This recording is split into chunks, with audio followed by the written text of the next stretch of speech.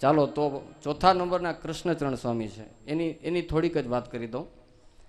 એ આમ લાખીણીમાં એમનો જન્મ થયેલો અને આ બાજુથી એ આવેલા સંત. એનો ઇતિહાસ મને બહુ મોટો બહુ નથી મળ્યો, પણ એક વસ્તુ મને બહુ એમાંથી ઇમ્પોર્ટન્ટ મળી. એમને અક્ષરજીવન દાસજીમાં બહુ હેત હતો. અક્ષરજીવન દાસજી આપણા સ્વામી હતા ને, એમાં બહુ હેત. હેત એટલે કેવું કે એનો કોઈ જોટો ન મળે, એની કોઈ આપણે વાત કરવી હોય કરી ન ગઈ એવું હેત. એને ગાયને ને વાછડાને કેવું, બાળકને ને માતાને કેવું હેત હોય.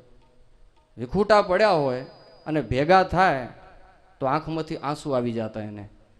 અને જો ક્યાંક જવાનું થાય અને ઓચિંતનો જો વિયોગ થાય તો કૃષ્ણચરણ સ્વામી જરૂર રડી જ પડતા. એટલું દિલ બંધાણું હતું એવું સંતો પાસેથી મેં સાંભળ્યું છે. આ સંતના દર્શન અમને નથી થયા. આમાંથી કોઈ જૂના વડીલ સંતોને થયા હોય કે નજીકના ઇતિહાસો સાંભળ્યા હોય. ઘરાશિયા હતા પોતે, પણ અક્ષરજીવન સ્વામી સાથે હેત હોવાને કારણે અહીંયા ભુજમાં આવીને રહેતા. અને એટલા પ્રભાવશાળી સાધુ હતા યો. એકવાર મતપંથીઓ ભેગા થઈ અને આ સંપ્રદાયનું કંઈક ખોદણું કરવા આવ્યા હતા. ટીમ આખી આવ્યો અને આમ પ્લાન સહિત આવ્યા કે આપણે એને સ્વામિનારાયણની બધી વાતો નબળી નબળી કરીને બધું ઉડાડીએ આપણે કંઈક. અહીંયા આવ્યા અને ધામો નાખ્યો. અને આમ ઘરાસિયાની તો થોડીક રૂઆબ અલગ હોય ને.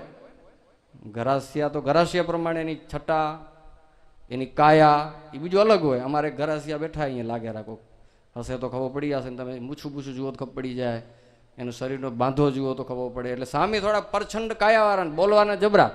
ઓલી ટીમ બેઠી હતી અને મારા પ્લાન કરીને આવ્યા તો કે આટલા આટલા પ્રશ્નો પૂછશું અને આવી રીતે એને વખોડશું. સ્વામી આવીને પગ દીધો. તમે પ્રતિભા જુઓ, પગ દીધો ને બધું ભૂલી ગયા ઓલ્યા. અને થર ધ્રુજે, આમ રીતસર ના ધ્રુજે. શું ખબર નહીં પ્રભાવ હતો એનો. પછી સ્વામી કે ધ્રુજો છે ના હો કે ઉઠીને રવાના થાવતા કે. અને ફેરી વાર અહીંયા પગ દીધો ને તો બીજી વખત મેળ નહીં પડે કે શું પ્લાન લઈને આવ્યા હતા કે.